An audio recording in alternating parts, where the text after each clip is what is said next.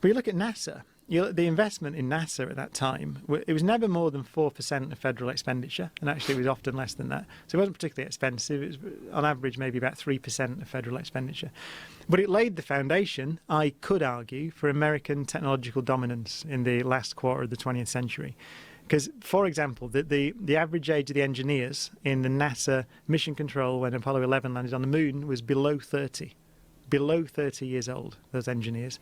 So what happened to them after the Apollo program? They went out to work for Boeing and, Microsoft. Bell Labs. Bell Labs or Lockheed Martin or whoever it is, all these people.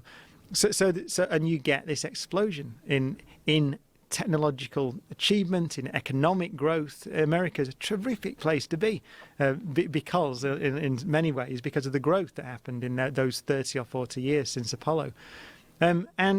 But that was because of a conscious investment led by, Kennedy's great speech and also inspired by the Cold War, etc. There's many reasons why he did it. But ultimately, that investment paid vast dividends. You look at NASA today, and the investment is way down. So the ambition that America had to go to the moon because it's there, and to beat the Russians, but to do it. And then that ambition seems to be missing to me. And I looked to this country, actually, because I think it is the country. No other country could have done that. No other country could have gone, moon will go, I think, before this decade is out.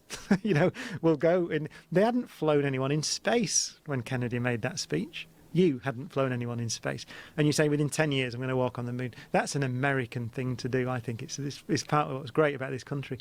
And I regret the fact that doesn't seem to be there at the moment. And going back to why I started saying that, the idea that progress comes to the bold, right? I would say. So the idea that it will just come, that we'll just make progress, is not necessarily right. In fact, history tells us it's wrong. So you've got to have, I believe, bold visions, visionary leaders, and leaders that will just say, well, this is not a great deflection of resources. It was, as I say, it was always less than 3-4% of federal expenditure, but it's a great deflection of national will.